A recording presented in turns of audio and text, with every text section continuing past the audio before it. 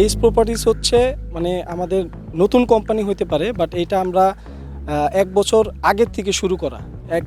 আগের থেকে শুরু মানে 1 বছরে কোনো ডেভেলপার অথবা নিজে পার্সোনালি যদি কারো বাসা বানাতে চায়, 1 বছরের মধ্যে আমাদের আই ব্লকের যে প্রজেক্টটা আছে এটা দেখলে মানুষের মানে সবাই ওইটা অ্যাপ্রিসিয়েট করছে, কারণ 1 বছরের মধ্যে আমাদের আর 6 মাসের মধ্যে হ্যান্ডওভার। সো আমরা খুব বেশি হলে মানুষ চিন্তা করে 36 মাস অথবা একটা ডেভেলপার হিসাব করতে করতে 5 বছর লেগে যায় হ্যান্ডওভার পেতে। বাট আমরা যেটা করি অ্যাজ এ এইচ প্রপার্টিস, এই ফার্স্ট টাইম আমরা মানে খুব বেশি হলে 22 মাসের মধ্যে আমরা একটা পুরো বিল্ডিং হ্যান্ডওভার করতেছি। মানে এটা বসুন্ধরা না, এটা বসুন্ধরা বাংলাদেশের যে কোনো জায়গায় 36 মাস অথবা 42 মাসের আগে কেউ হ্যান্ডওভার করে না, এটা আমাদের ফার্স্ট প্রায়োরিটি।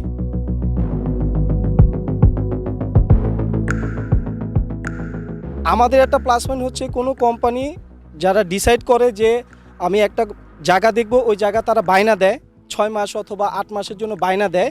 বায়না দেওয়ার পরে তারপরে তারা সেল শুরু করে। বাট আমাদের এই কোম্পানির রুলস হচ্ছে আমরা ল্যান্ডটা ফার্স্টে কিনে নিই, আমরা বায়নার কোনো হিসাব না। এবং 18টা আমাদের এই প্রজেক্টের মধ্যে আলহামদুলিল্লাহ 11টা সেল হয়ে গেছে। বাকিটার সেল হোক না হোক আমাদের আগামী মাসের 7 তারিখের মধ্যে আমরা রেজিস্ট্রি করে দিচ্ছি। আমিও যখন ফ্ল্যাট খুঁজতেছিলাম ফার্স্ট দেখতেছিলাম যে কোন জিনিসটা তাড়াতাড়ি হবে বা কতদিন হবে, কারণ আমরা অনেক সময় ডেভেলপাররা বলে যে একটা জিনিস করতেছি, বাট করতে করতে দেখা গেলে সময় অনেক বেশি লেগে যায়।